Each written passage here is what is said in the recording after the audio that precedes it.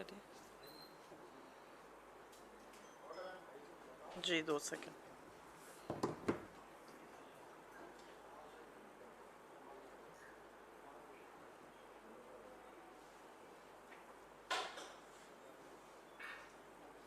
ये उनको कर दीजिए आप।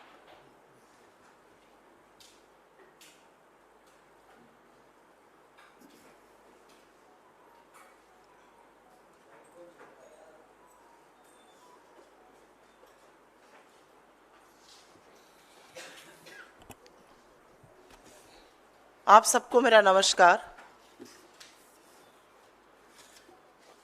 एक गंभीर मुद्दे पर, एक मुद्दे पर जिसको एक्चुअली चर्चा का विषय होना ही नहीं चाहिए, उस पर आपके सामने आए हैं, क्योंकि कुछ ऐसी बातें कही जाती हैं, कुछ ऐसे शब्दों का इस्तेमाल करती है भारतीय जनता पार्टी और खुद प्रधानमंत्री मोदी की शर्म आती है। कभी कभी व्हाट्सएप पढ़ के लगता है कितनी घटिया भाषा है, और उसके कुछ घंटे बाद प्रधानमंत्री वही भाषा बोलते हुए मंच से नजर आते हैं। तो इस देश का प्रधानमंत्री घटिया व्हाट्सएप लिखते हैं या इस देश को चलाने की कुवत रखते हैं, सवाल इस बात का है। असलियत यह है कि 10 साल की मोदी सरकार के बाद आज जब यह देश चुनाव के मुहाने पर आकर खड़ा है, तो प्रधानमंत्री को अपना रिपोर्ट कार्ड दिखाकर वोट मांगना चाहिए, प्रधानमंत्री को अपने काम गिनाने चाहिए, लेकिन उसमें नील बटा सन्नाटा स्कोर है, उसमें जबरदस्त फेल का ठप्पा लगा हुआ है। तो प्रधानमंत्री मोदी इधर उधर की बात करके मन बहला रहे हैं लोगों का, और जब कुछ नहीं बचता है मोदी जी के पास, तो वही घिसी पिटी हिंदू मुसलमान की स्क्रिप्ट पर आकर गिर जाते हैं। 10 साल के बाद बजाय अपना काम गिनाने के, 10 साल के बाद बजाय अपना रिपोर्ट कार्ड दिखाने के, नरेंद्र मोदी आज भी हिंदू मुसलमान की बात कर रहे हैं।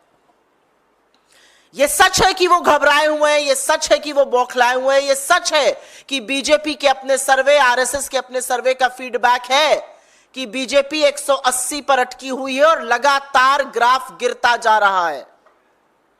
यह भी सच है कि हमारी चाहे भारत जोड़ो यात्रा रही हो या भारत जोड़ो न्याय यात्रा रही, या जो हमारा घोषणा पत्र न्याय पत्र के नाम से आया, उसमें पूरी तरह से साफ हो गया है कि प्राथमिकताएं क्या हैं।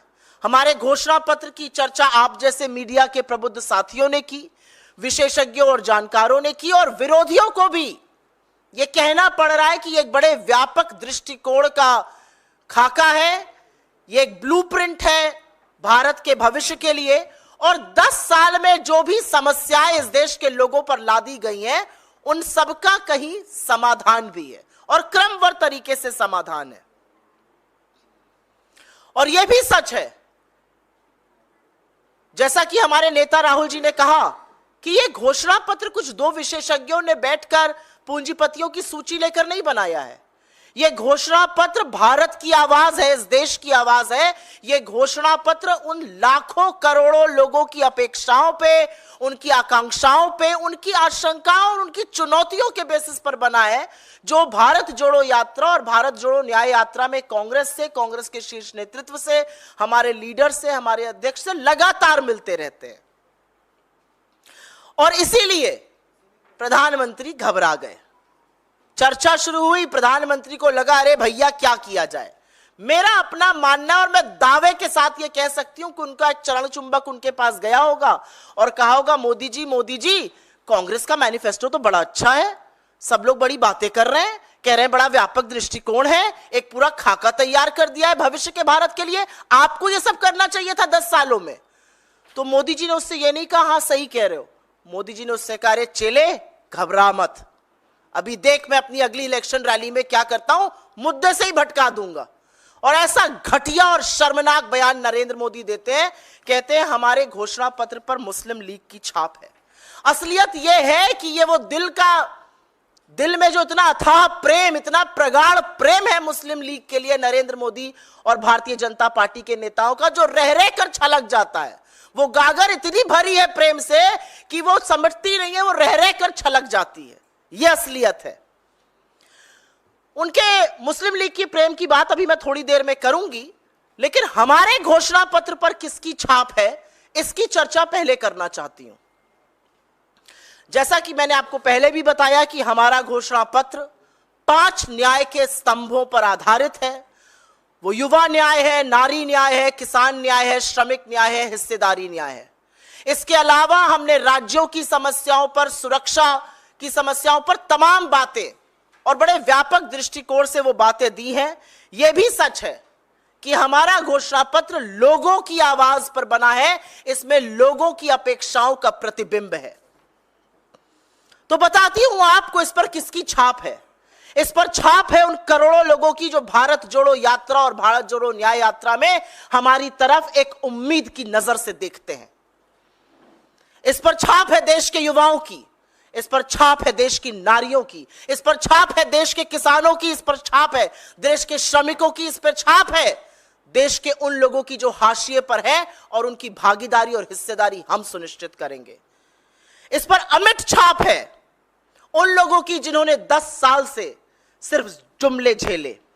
इस पर उन लोगों की छाप है जो गरीब से और गरीब हो गए। इस पर उन लोगों की छाप है जिन्होंने कोरोना काल में अपनों को तड़प तड़प के दम तोड़ते देखा। इस पर छाप है उन श्रमिकों की जो चिलचिलाती धूप में सड़कों पे नंगे पैर, फोपले और छाले लिए पैदल चलने को मजबूर थे। इस पर छाप है देश के उन लोगों की जिनके हक मार के धन्ना सेठों की तिजोरियां भरी गई। इस पर छाप है उन लघु मध्यम उद्योगों की जिन पर ताले पड़ गए इस सरकार की मनमानी नीतियों से। इस पर छाप है उन 700 किसानों की जो हक मांगते हुए शहीद हो गए। इस पर छाप है उन किसानों की जो हक मांगकर जब लौट रहे थे तो उनको गाजर मूली की तरह रौंद दिया गया। इस पर छाप है उन युवाओं की जो जी तोड़ मेहनत करते हैं, हर संभव प्रयास करते हैं और जब इम्तिहान देते हैं पेपर लीक हो जाता है तो वो हताश हो जाते हैं। इस पर उनकी छाप है। इस पर छाप है सरहद पर तैनात उस सैनिक की जो जाड़ा, गर्मी, बरसात नहीं देखता और इस सरहद की रक्षा करता है। इस पर छाप है गलवान के उन शहीदों की जिनके प्रति श्रद्धा तो छोड़िए, आरोपियों को क्लीन चिट देने का काम इस देश के प्रधानमंत्री ने किया। इस पर छाप है उन सैनिकों की जिनके शौर्य और पराक्रम के बल पर यह देश सुरक्षित है, हम और आप सुरक्षित हैं, लेकिन जिनके शौर्य और पराक्रम और मनोबल को तोड़ने का काम नरेंद्र मोदी की क्लीन चिट और उनके विदेश मंत्री के उल जलूल बयान करते हैं। इस पर छाप है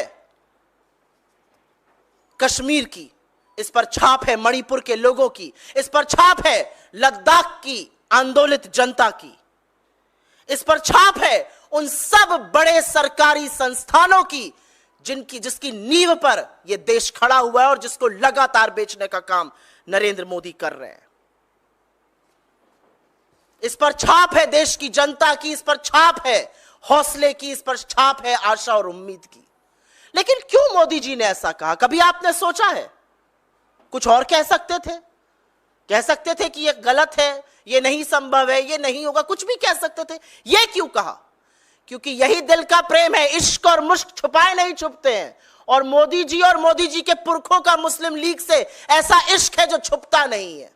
आपको याद होगा 1942 में जब महात्मा के आह्वान पर मौलाना आजाद कांग्रेस के अध्यक्ष थे, सारा देश सड़कों पर था, करो या मरो का नारा था, भारत छोड़ो आंदोलन चल रहा था और ऐसे में श्यामा प्रसाद मुखर्जी बंगाल में, मोदी जी के पुरखे सिंध में, मोदी जी के पुरखे नॉर्थ वेस्ट फ्रंटियर प्रोविंस में मुस्लिम लीग के साथ मिलकर सिर्फ सरकार ही नहीं चला रहे थे, अंग्रेजों को चिट्ठियां लिखकर यह भी सलाह और मशवरा दे रहे थे कि इस आंदोलन का कैसे दमन किया जाए। ये ना हमारे सगे हैं, ना आपके सगे हैं, ना भारत मां के सगे हैं, ये हमेशा से सगे विभाजनकारी लोगों के हैं, विभाजनकारी पार्टियों के हैं, चाहे वो मुस्लिम लीग हो या फिर अंग्रेज हो।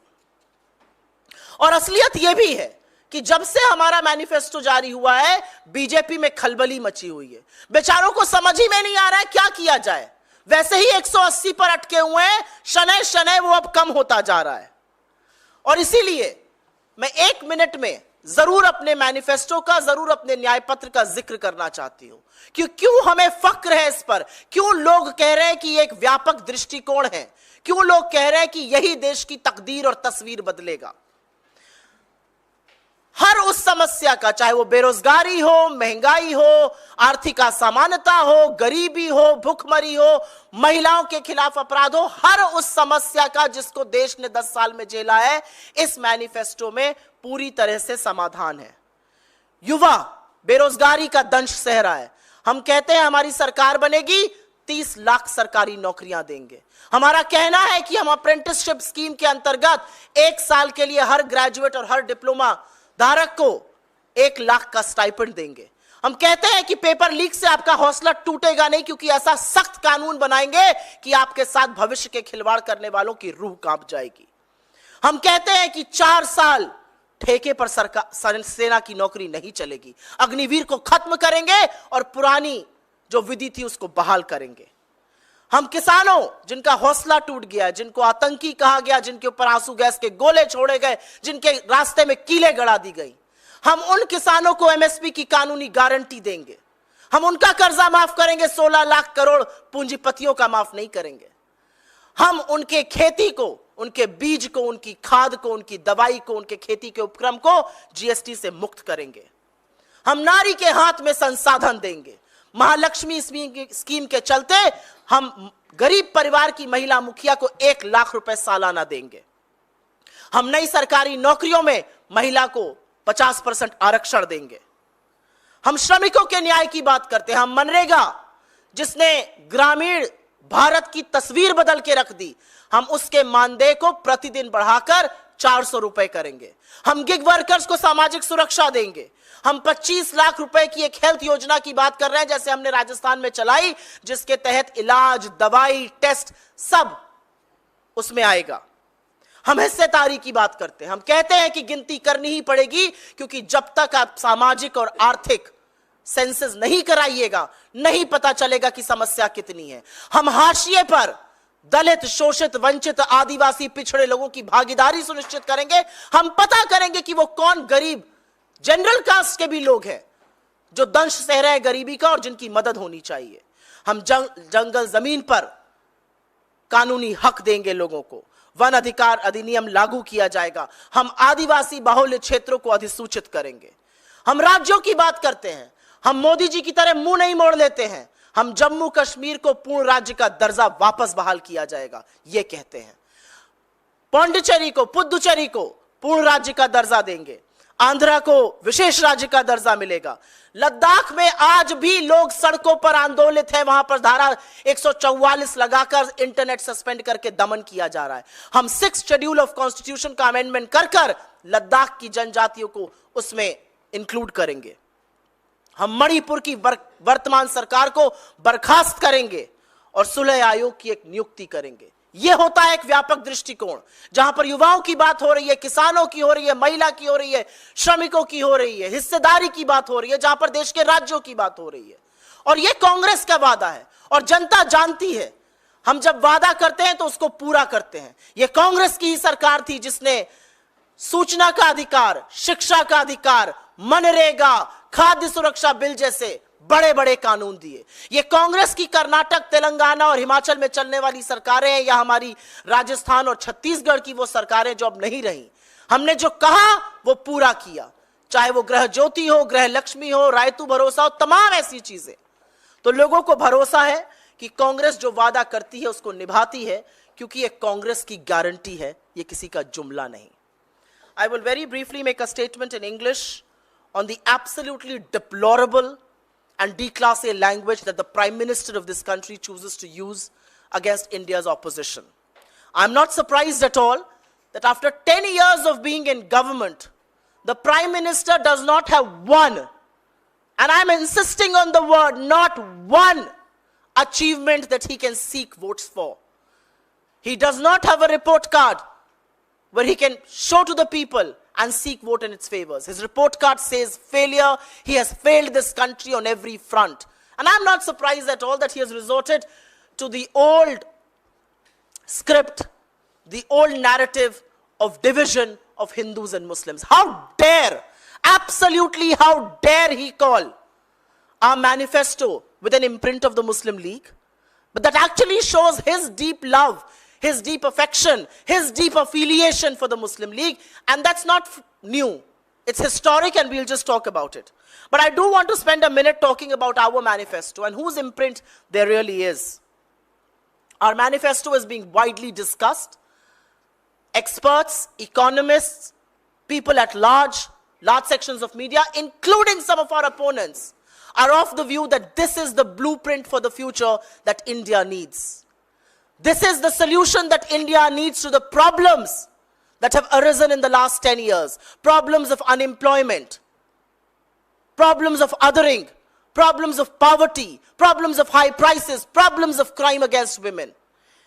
This manifesto was not prepared in a room on the recommendations of two crony capitalists. This manifesto was prepared on the basis of aspirations, feedback, challenges that the people of this country voiced. The crores of people who met us during the Bharat Jodo Yatra, the Bharat Jodo Nyaya Yatra, wide consultations that we had across states of this country. It's a reflection, it is the voice of India. And I will take a minute to just talk about the imprint that one sees on our manifesto. Our manifesto is largely built on 5 pillars, and those pillars are pillars of justice as far as the youth is concerned: Yuva Nyay, Kisan Nyay, Nari Nyay, Shramik Nyay, and Bhagidari Nyay. But I do want to talk to you about whose imprint there really is. There is an indelible imprint of the youth of this country in our manifesto. There's an imprint of women. There is an imprint of workers. There's an imprint of the farmer. There is an imprint of people who find themselves at the absolute margins of our society, and we will ensure their greater representation. It has the innumerable people being represented in our manifesto. It has the imprint of those who have become poorer. It has the imprint of those who have only heard jumlas in the last 10 years. It has the imprint of those who lost their loved ones in Corona. It has the imprint of the workers, of the laborers who were forced to walk home in the scorching heat. It has the imprint of small and medium enterprises who were forced to shut down because of Modi's misgovernance. It has the imprint of the rights of people that were denied and instead coffers of the rich that were filled. It has the imprint of our daughters who, when they were sexually exploited, the government chose not to protect them and instead gave patronage to the perpetrators of their crime. It has the imprint of 700 farmers who made the supreme sacrifice while demanding the MSP. It has the imprint of farmers who were trampled over by a BJP leader's son. It has the imprint of the youth whose paper gets leaked, they get disheartened, and they don't know what to do. It has the imprint of our brave hearts protecting our country at our borders. It has the imprint of the 20 brave hearts in Galwan who made the supreme sacrifice, and the Prime Minister gave a clean chit to China by saying, nobody has entered our territory. It has the imprint of the supreme bravery and courage of our armed forces, who are constantly denied their place, their position, and their power by the kind of statements that India's Minister for External Affairs and the Prime Minister make. It has this imprint of Kashmir. It has the imprint of the people of Manipur. It has the imprint of the people of Ladakh. And last but not the least, it has the imprint of those government institutions on the foundation of which our country has been built. Institutions that have been consistently sold by Narendra Modi. But let me quickly remind you of this deep love and affection that Mr. Modi has for the Muslim League. It's not newly acquired. Ye naya mohabbat nahi hai, ye purani mohabbat hai. And this love emanates from the ideological ancestors of the BJP. If you remember in 1942, when India was on the roads, when India was pushing the British away during the Quit India movement, and do or die was the mandate that we lived by, Shyama Prasad Mukherjee was running a government in Bengal, and his like-minded people were running governments in Sindh and in Northwest Province with the Muslim League. And they were also giving written suggestions to the British on how to curb this movement. The reality is that our manifesto is an answer to problems that people in this country face today. People in this country face problems of unemployment. This talks about 30 lakh government jobs. This talks about an apprenticeship program under which a graduate or a diploma holder can get an apprenticeship of 1 lakh for a year. It talks about a stringent law against paper leak. It talks about scrapping of the Agniveer and resorting back to how recruitments were done for our armed forces. It talks about legal MSP for farmers. It talks about waiver of farmer loans. It talks about exemption of seeds, fertilizers, and agricultural equipments from the GST.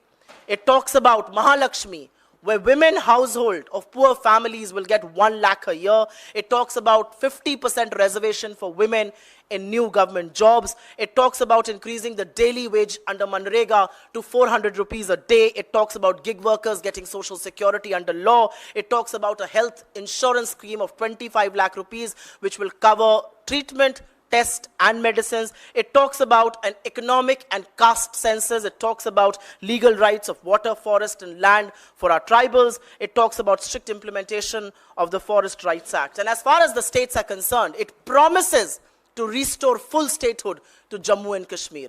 It promises to give full statehood to Puducherry. It promises to give a special status to Andhra. It promises to include Ladakh, where people are out on the streets as we speak, to be included in the 6th schedule of the Constitution. It promises to amend the NCT Delhi Government Act of 1991. It seeks the removal of the government of Manipur and instead have a rehabilitation. The people of this country believe that the Congress walks the talk. The Congress, during its 10 years of UPA, gave right to education, right to information, right to food, Manrega, and other schemes like that. Our governments in Karnataka, Telangana, and Himachal have walked the talk on the schemes that we had promised, whether it's Raitu Bharosa or Grah Lakshmi or Grah Jyoti or OPS and other schemes like that. And with that in mind, the Prime Minister is rattled.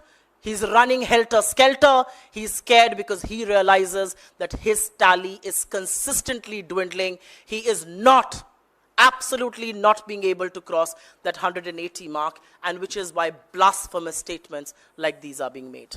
आपके सवालों का स्वागत है. अगर सवाल इससे जुड़े हुए हो तो बहुत अनुग्रहित रहूंगी. क्या क्लैरिफाई करेंगे क्या कि जो मुस्लिम लीग की बात प्रधानमंत्री कर रहे हैं, या जिस मुस्लिम लीग की बात आपने अभी की 1940 में, वो मुस्लिम लीग जिन्ना की थी, और जिस मुस्लिम लीग से आपका गठबंधन है केरल में, वो इंडियन यूनियन मुस्लिम लीग है. मैं सवाल का जवाब दूंगी, लेकिन मैं पहले प्राइम मिनिस्टर के स्टेटमेंट की बात करूंगी. और प्राइम मिनिस्टर का स्टेटमेंट इतना घटिया और इतना शर्मनाक है कि उनको थोड़ा आत्मचिंतन करना चाहिए. नरेंद्र मोदी भाजपा के प्रचारक मात्र नहीं है. नरेंद्र मोदी इस देश के प्रधानमंत्री हैं. प्रधानमंत्री पद की कुछ गरिमा होती है, प्रधानमंत्री पद की कुछ मर्यादा होती है, लेकिन प्रधानमंत्री गरिमा और मर्यादा को ताक पर रखकर लगातार बोलते हैं.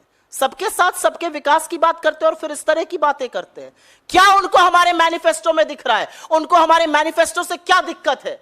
क्या गरीबों की, आदिवासियों की, युवाओं की, महिलाओं की, किसानों के हक की बात करना गलत है? और अगर गलत है तो ये गलती हम बार बार करेंगे. बताएं कहां किसकी छाप दिख रही है? क्या मोदी जी ने हमारे मैनिफेस्टो का एक पेज भी पढ़ा है? या उनकी आईटी सेल के गुर्गों ने जो व्हाट्सएप पे चलाया, जो आईटी सेल पे चलाया, वो बोल देते हैं? तो मैं क्यों ना मानूं कि वो जो घटिया व्हाट्सएप आपके फोन पर आते हैं वो खुद नरेंद्र मोदी जी बैठकर लिखते हैं. 18-18 घंटे देश के लिए काम नहीं करते हैं. 18-18 घंटे यही घटिया चीजें लिखने में बिताते हैं. 18-18 घंटे व्हाट्सएप फॉरवर्ड लिखते हैं. 18-18 घंटे ये नापाक बातें, ये घटिया बातें करते हैं. ये असलियत है. Ma'am, Ma'am, the same allegations have been also leveled by the BJP president JP Nadda, in which he said that in 1929 it was Muslim League who had promised about the reservation on the basis of religion, and that is what Congress is also repeating. So he is saying that Congress only believes in appeasement politics, and he also mentioned that what was the reason that when Rahul Gandhi went to Wayanad for his nomination, Congress party's flags were not there, and he said that this clearly shows Congress supports Muslim League only. I first want to make a very strong statement on the BJP president, Mr. Nadda. Mr. Nadda's utility in the BJP is to go and receive the Prime Minister when he comes from his overseas tour. He should choose not to make these silly statements because he exposes his absolute political and moral bankruptcy. That's the first statement I want to make. The second statement that I would want to make is that when India was fighting against the British, and when India was saying do or die, And when the Quit India movement was in progress, why did your political ideologue Shama Prasad Mukherjee write to the British to curb the do or die movement? Why did he choose to run the governments with Muslim League in Northwest Frontier Province, in Sindh and in Bengal, when Congress governments had already resigned? So I do believe that the BJP president knows very little, should speak a little less. That's the first point I want to make. The second point that I want to make is, as far as Wayanad is concerned, or as far as any other state of India is concerned, why do you think the Prime Minister is using this language? Or why do you think Mr. Nadda is making all those silly allegations? Because Mr. Nadda sees a looming and a largely looming defeat. The reality is, our internal surveys and BJP's internal surveys are bang on.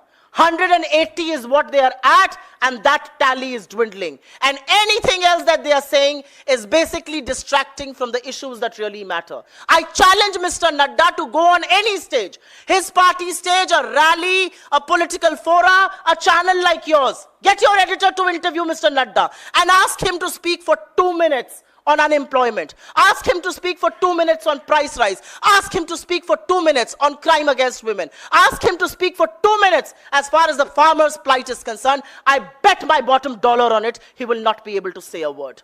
And that is the reality of the last 10 years.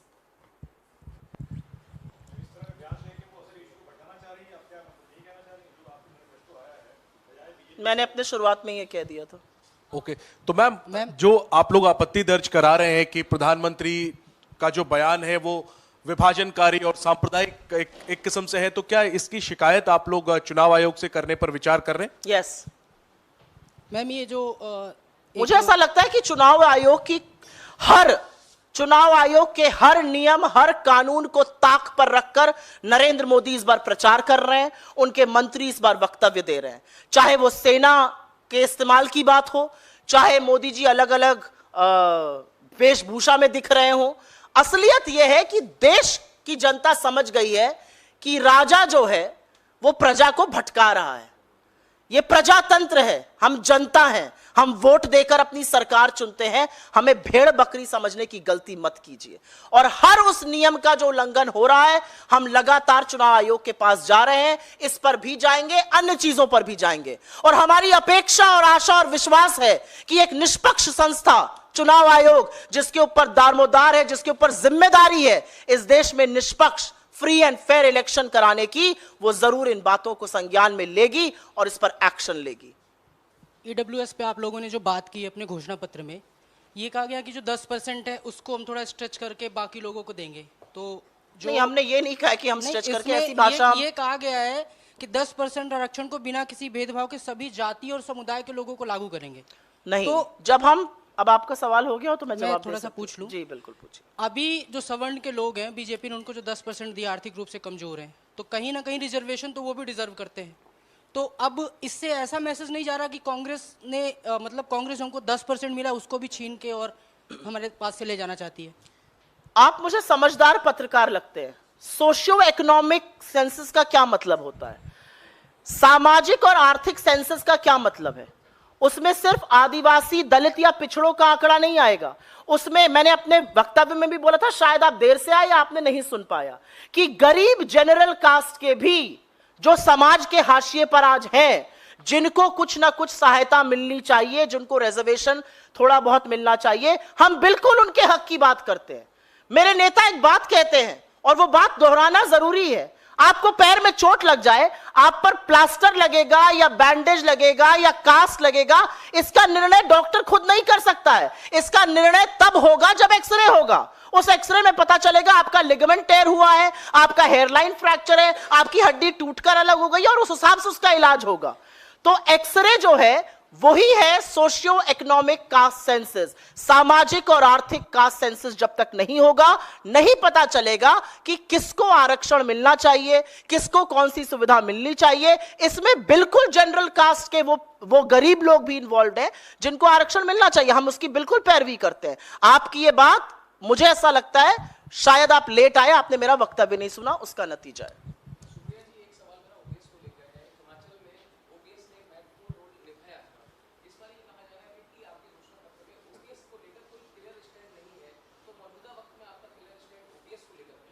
आपका ये सवाल जिस दिन हमारा घोषणा पत्र जारी हुआ था उस दिन घोषणा पत्र के जो चीफ आर्किटेक्ट हैं श्री चिदम्बरम जी से भी पूछा गया था और मुझे लगता है उन्होंने इसका बिल्कुल स्पष्ट जवाब दिया था। और उस जवाब में उन्होंने जो कहा था वो मैं दोहरा देती हूं। उन्होंने कहा था, और ये बिल्कुल सच बात है, कि हिमाचल में, राजस्थान में और छत्तीसगढ़ में हमने ओल्ड पेंशन स्कीम लागू करी, देश इसके पक्ष में है और हम इसको आगे भी लागू करने के पक्ष में हैं। लेकिन सरकार ने समय रहते हुए इससे एक सीख ली। उन्होंने एक कमेटी का गठन किया जो ओपीएस और एनपीएस के प्रोज एंड कॉन्स को देखकर एक सॉल्यूशन निकाल रही है। तो जब सॉल्यूशन आ रहा है तो हम उसके बारे में मुझे ऐसा लगता है कि हमारे काम से वो सॉल्यूशन आ रहा है तो सॉल्यूशन का इंतजार करते हैं, इसलिए हमने इस पर टिप्पणी नहीं की।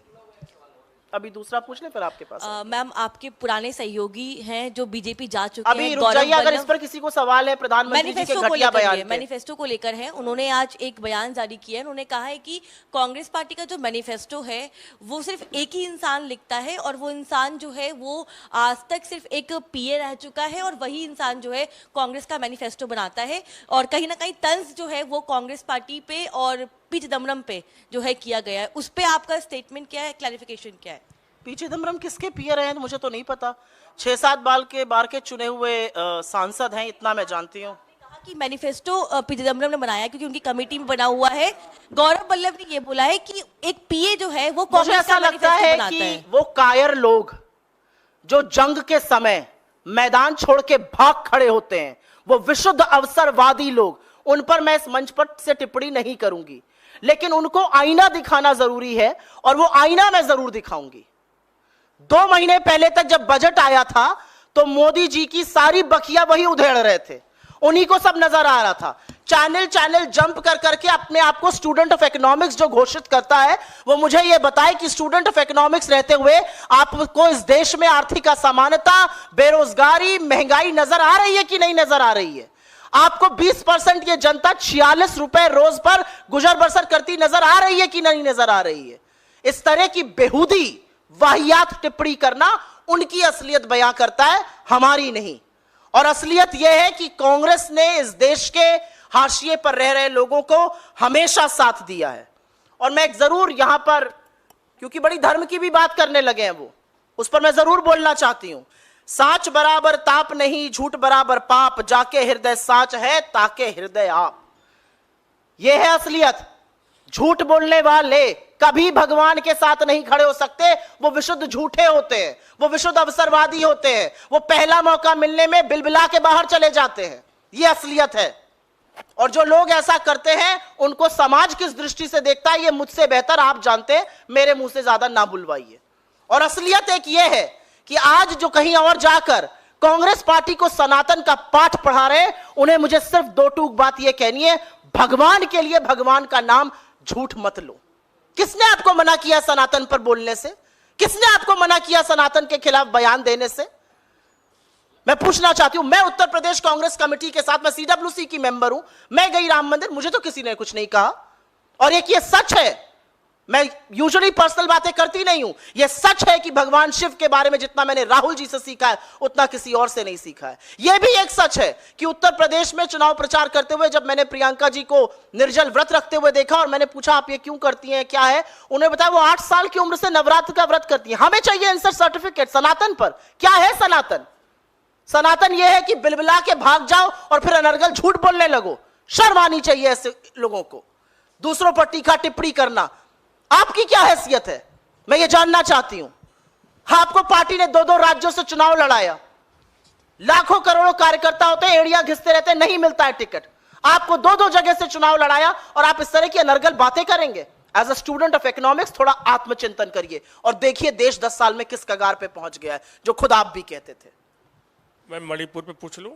जी हाँ, पूछिए। मैं मणिपुर में पहले दूसरे चरण में जो है चुनाव है और वहाँ के अगर मतदाताओं से अगर बात करें, वहाँ कुछ लोगों ने, वहाँ के लोगों ने मीडिया से बात करते हुए कहा कि हमारे लिए चुनाव का कोई मतलब नहीं है, चुनाव का अधिकार जरूरी, लेकिन हमारे लिए पहले जीवन का अधिकार जरूरी है। आपने अपने सवाल का मुझे लगता है बहुत बड़ा खुद ही जवाब दे दिया। आज हमारे देश को नरेंद्र मोदी इस कगार पर ले आए हैं कि मणिपुर की एक लोकसभा सीट पर 2 दिन वोट पड़ेगा। कभी सुना है आपने आजाद भारत की इतिहास में ऐसा होते हुए? एक लोकसभा सीट पर 2 दिन वोट पड़ेगा, क्योंकि समुदायों को एक साथ आप खड़ा देख नहीं पाएंगे। आज मणिपुर इस कगार पर है कि तमाम जगह इंटरनेट सस्पेंडेड है। आज मणिपुर इस कगार पर है कि अभी भी सेना की और वहां की पुलिस में झड़प होती है। आज मणिपुर इस कगार पर है कि लोकतंत्र के इस महापर्व में मणिपुर के हमारे बहन और भाई कह रहे हैं इसका हमारे लिए क्या मतलब, हम जिंदगी नहीं जी पा रहे हैं, हमारा जीवित रहना दूभर है, हमारी जान पर बनाइए। और सिर्फ मणिपुर ही क्यों, लद्दाख देखिए ना आप, सारा लद्दाख सड़कों पर है, सारा लद्दाख तथ्य और साक्ष्य दिखाकर कह रहा है चीन हमारे घर में घुसा बैठा है। चरवाहे दिखा रहे हैं साक्ष्य और तथ्य, और मोदी जी के मुंह में दही जमी है, उस दही पर जीएसटी लगा है। मोदी जी के मंत्री कहते हैं चीन बड़ी इकोनॉमी है, हम छोटी इकोनॉमी है। मोदी जी के मंत्री कहते हैं क्या फर्क पड़ता है, चीन नाम बदल रहा है, मैं आपके घर का नाम बदल दूं तो आपका घर मेरा थोड़ी हो जाएगा। अरे प्रभु, यह देश की संप्रभुता की बात है, यह हमारी भूभागीय अखंडता की बात है, यह आपका घर और मेरे घर की बात नहीं है। शर्म आनी चाहिए इनके लोगों को। जी, एक संयोग ही है कि गांधी परिवार आजादी के बाद पहली बार जब वोट करने जाएगा तो कांग्रेस के सिंबल पर नहीं करेगा, उसको झाड़ू पर वोट करना पड़ेगा, और उधर केजरीवाल को कांग्रेस के सिंबल पर वोट करना पड़ेगा। तो क्या तकलीफ या कुछ? इंडिया ब्लॉक के सदस्य हैं तो तकलीफ क्यों होगी, साथ मिलकर चुनाव लड़ रहे हैं। Ma'am, your alliance partner Shiv Sena's Mumbai candidate Amol Kirtikar has been summoned by Enforcement Directorate even as campaign is underway. Are you surprised at all? He was earlier Are you accused. surprised that anybody who is going to contest an election will be summoned by the ED, the CBI or the income tax? I am waiting for the multiple raids that are about to happen on candidates across the political spectrum in the Indian opposition. I am absolutely certain that people will be raided, ED will come, CBI will come, income tax will come. They will waste our precious time to campaign, because that is, please understand, Mr. Modi alone is not the star campaigner of the BJP. The star campaigner of the BJP, more than Narendra Modi, are ED, CBI and income tax. And that is what you're seeing. Are you surprised at all? But this is exactly what people of this country understand, and this is exactly why they will be taught a lesson. ठीक है ma'am, एक सवाल है प्रशांत अब हो किशोर, गया। एक सवाल है मैम प्रशांत किशोर के इंटरव्यू से। उन्होंने एक तो मैं कांग्रेस कंसल्टेंट्स की बात पर जवाब नहीं देती हूँ, राजनीतिक लोगों पे बात करिए, कंसल्टेंट्स की बात पे क्या जवाब देना है। जी हाँ, आपके अलायंस पार्टनर संजय सिंह की तरफ से बयान आया, उन्होंने बोला है कि अलायंस का एक कॉमन मिनिमम प्रोग्राम होना चाहिए था, अलग से मैनिफेस्टो जारी करना सही नहीं है, क्योंकि लोगों में एक मैसेज देने की जरूरत है कि हम सब एक हैं। मुझे ऐसा लगता है कि हमारे सारे तमाम अलायंस पार्टनर्स इन्हीं समस्याओं पर बात कर रहे हैं, इन्हीं समाधानों की बात कर रहे हैं। उन्होंने किस कॉन्टेक्स्ट में कहा है मुझे नहीं पता, पर मुझे लगता है कि यही कॉमन मिनिमम प्रोग्राम का भी खाका है। बहुत धन्यवाद आप लोगों का।